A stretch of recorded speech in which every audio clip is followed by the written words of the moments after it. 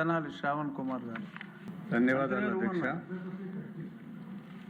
క్లుప్తంగా రాష్ట్రాల్లో విద్యాశాఖ నూతన పరవళ్ళు తొక్కుతున్న అంశాన్ని మనందరం మర్చిపోకూడదు అధ్యక్ష.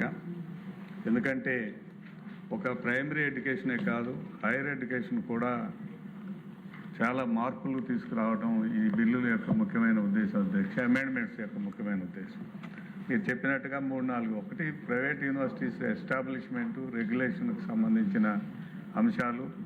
రెండవది, యూనివర్సిటీస్లో రిక్రూట్మెంట్ సంబంధించిన రిజర్వేషన్ విషయాలు.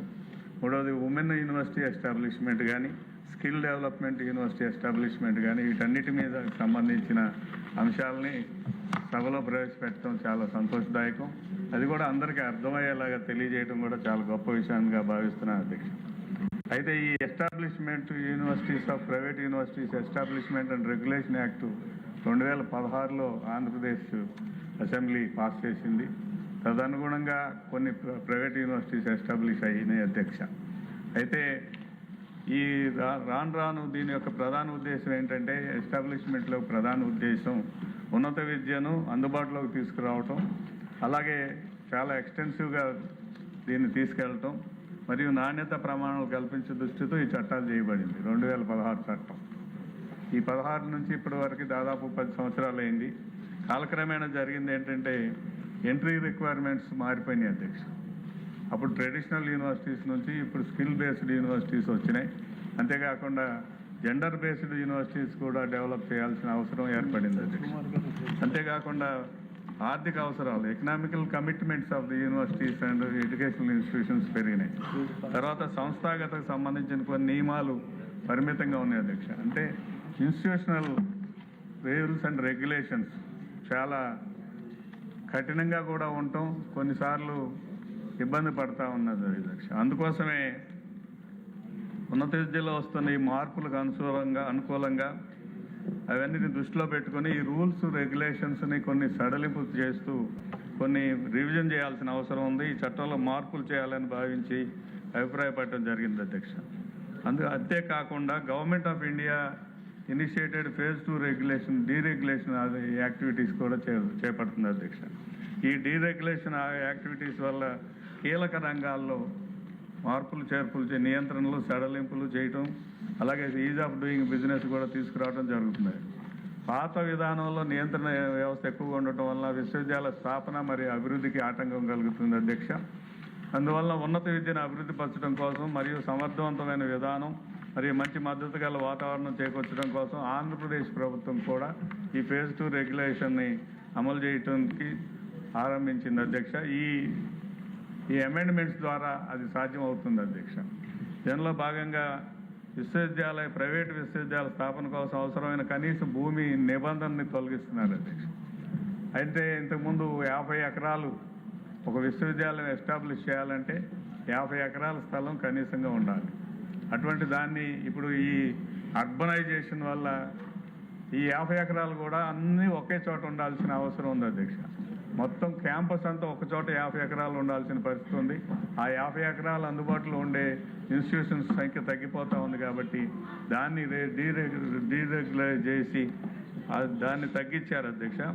అదే గుంటూరు, విజయవాడ, తిరుపతి, విశాఖపట్నం ఇటువంటి చోట్ల దాన్ని 10 ఎకరాలకు తగ్గించారు. ఎందుకంటే విశ్వవిద్యాలయాలన్నీ ఇప్పుడు కూడా బిల్డింగ్లు ఇదివరకు అయితే విశాలంగా ఉండేవి.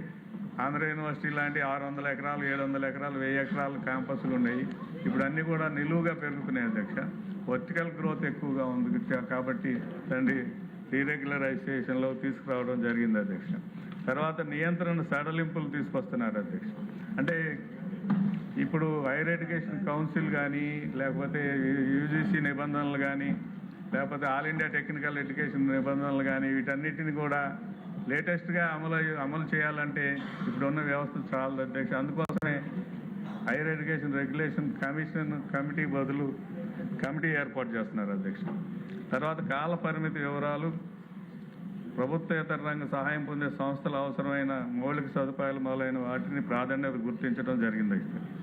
ఈ రేషనలైజేషన్ అవసరాలను గుర్తించి కొత్త విధానాలు అవలంబించడమే దీని యొక్క ముఖ్యమైన ఉద్దేశం అధ్యక్ష.